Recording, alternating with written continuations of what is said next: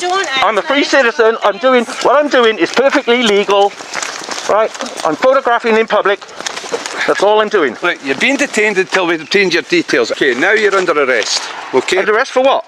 Under section 13 of the Criminal Procedure Scotland Act. Right, before you put that on me, let me just say something to you. Welcome to UK Audit Network, where misconduct is brought into the open, police and legal matters are examined, rights are defended, and accountability is pursued. This episode comes from UK Freedom Audit, so be sure to check the link below, subscribe to his channel, and give him the credit he deserves. In this video, UK Freedom Audit is simply standing outside Dumfries Prison with a camera, nothing more. Yet within moments, officers close in as if they've interrupted criminal activity. No one clearly explains what offense has been committed. Instead, questions begin, pressure builds, and the circle tightens. When he refuses to back down, the situation escalates rapidly from detention to arrest. What stands out isn't his conduct, but how quickly officers appear to assume wrongdoing without clear cause. Wait a second, sir. What for? Not doing anything illegal. Sorry? You're not going to bully me. No, I'm not going to bully you. I just want to know what you're doing. What do you think I'm doing? I'm filming. Filming the prison, why? Aye, because I can. Why? Because I can. Because it's perfectly legal. Check it out. Check it out. Can I read? What is it you're doing? Check it out. Right. What is it you're believing in, or what is it you're trying to do? Right. Okay. I live 100 miles east of here. Okay, down Newcastle way. Right. And you guys bullied, arrested, and falsely charged and did an unlawful arrest on a 62-year-old man who had serious medical injuries. Okay. And I'm here because of that. Okay. We've got every right to film in the public place. Every single right. But, okay, check it out. So what is it you're hoping to achieve by doing this though today? What is it you're looking to achieve by filming? What is it you're planning on doing with your film? Whatever I want. Absolutely whatever I want. But you've got to appreciate as well that... No, I'm not appreciating anything because I don't appreciate the police at the moment, to be honest. Right, I apologise for that. The fact that he opens by saying, "I haven't done anything illegal," speaks volumes about the atmosphere. That's not how most public interactions begin. It reflects experience and expectation. He calmly explains his purpose. Another individual had previously been arrested in the same location for similar filming, and he is documenting that pattern. Context like that matters. He isn't provoking, he's observing. Yet officers respond with suspicion rather than engagement. When someone clearly outlines a lawful reason for being present and is still treated as a problem rather than a citizen exercising rights, it suggests a deeper issue in approach. Okay. Yeah. But you've got to see it from the other perspective as well, surely. What perspective is that? Right. You've got a guy that's dressed in a white mask, hiding his identity. Perfectly legal. Right. Hear me out. Walking up to a prison, the grounds of a prison, and filming round about a prison. That represents a bit of a security scare. Oh, how's that? What do you think? I'm gonna break in there, are you? Well, we don't know. No break in, but you could be arranging for somebody to break out. What I'm doing is perfectly legal. There's nothing you can do about it. Right. And you're not gonna. You won't bully me. I'm not. You won't. I'm telling you. Try and calm down, okay? Because I'm not here to bullying you. Yeah. Well, I come from 100 miles away because I am absolutely incensed by his treatment. And was that here? Yes, in Dumfries, outside Gates Power Transmission. So what's made you come to the prison? Because this is one of the locations he went to, and I'm doing a story on what happened to him that day, which is probably 5 or 6 days ago. It was on your it's on your Facebook page. 62-year-old man. The concern, obviously, like my colleague says, is for security, not for security. Hang on a second. For all we know, you might have something on you that you shouldn't have. The focus then shifts from conduct to appearance, which raises further concern. Officers begin referencing his white mask, implying that attire somehow transforms lawful filming into something suspicious. That is not evidence-led policing. It risks drifting into profiling framed as security caution. From a man standing on public land with a camera, the narrative leaps toward implied threat. In law, suspicion must be grounded in objective facts, actions, behavior, intelligence, not assumptions or discomfort. When conclusions are drawn from optics rather than evidence, the legal foundation becomes fragile. Do you suspect me of being committing any offence? I'm saying for all. I'm just asking a simple question. Do you suspect me of committing an offence? Yes, possibly. What offence?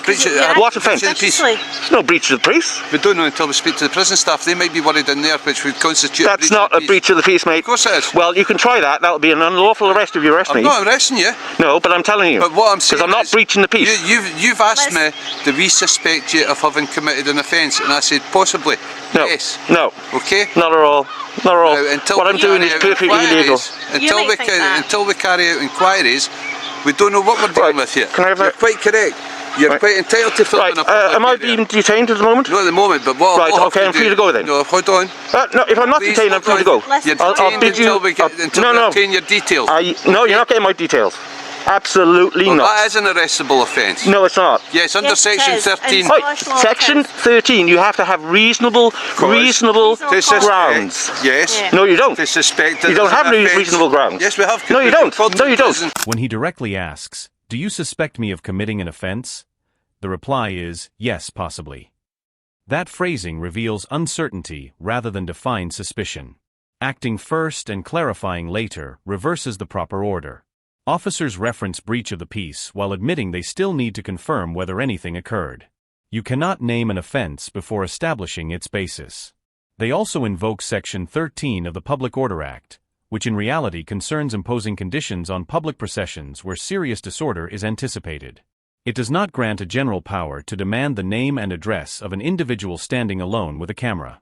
Listen, you bullied this old man, you're not going to bully me. Nobody's bullying you. I'm just going to walk away and going. Instead of talking over the top of I'm going. Instead of talking over the top of I'm just leaving. Okay? To what we're saying. Instead of talking over the top of me, let me explain. You're asking me to explain and I'm trying to.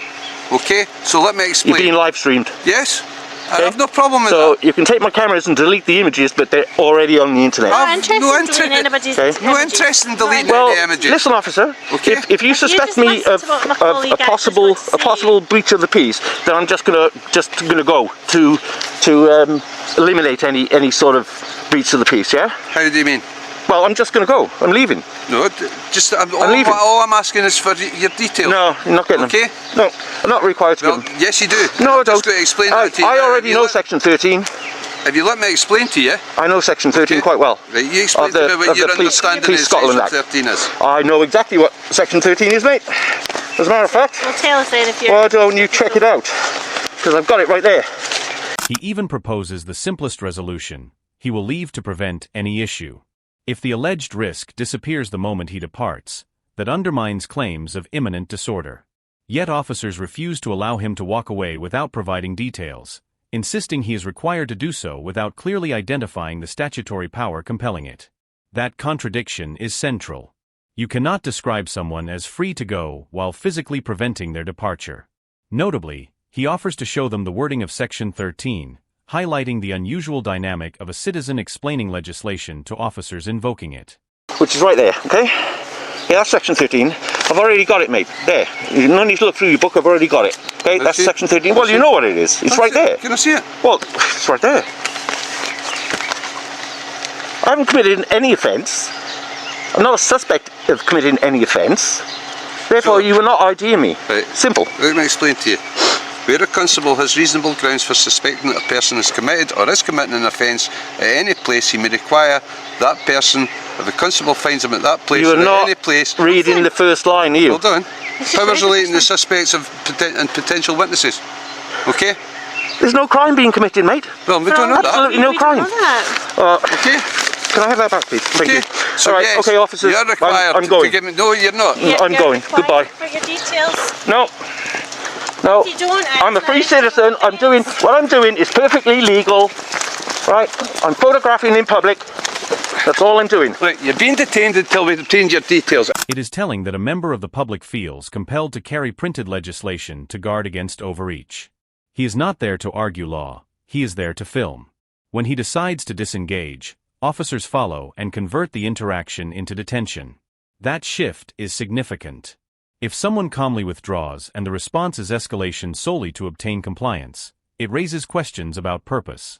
Police powers exist to address crime and prevent disorder, not to compel identification absent lawful grounds. If you're No. refusing to give your details, Yes, I am. then that is an arrestable offence. Yes. Okay, If now I've explained. you don't have any reasonable suspicion. Yes, we have. No, you don't. We've been called to the prison where somebody's For what? photographing Right. and filming the Perfectly prison legal. in a Perfectly white legal. mask. No, Perfectly legal. Not if it's causing alarm to the prison It's staff. perfectly legal. Oh, Not no, if you it's- might have some I'm sorry. device, you might Right, have... okay, now you're under arrest. Okay? Under arrest for what? Under section 13 of the Criminal Procedure Scotland Act. Right, before you put Okay. that on me, let me just say something to you. Okay. Right?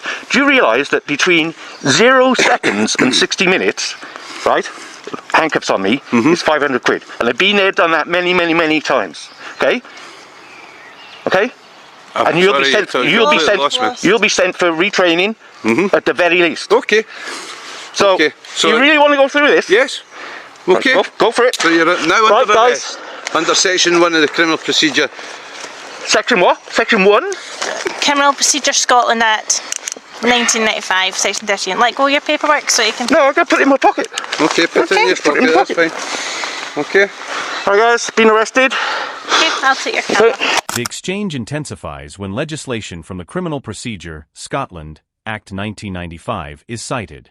He warns officers about the financial consequences of unlawful arrest, referencing prior cases and retraining outcomes. Despite this, they proceed to arrest him under Section 30.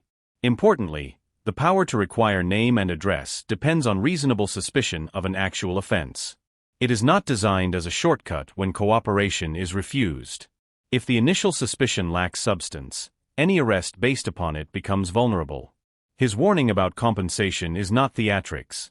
Unlawful detention carries legal consequences. The calm manner in which he outlines likely outcomes contrasts sharply with the decision to move forward regardless.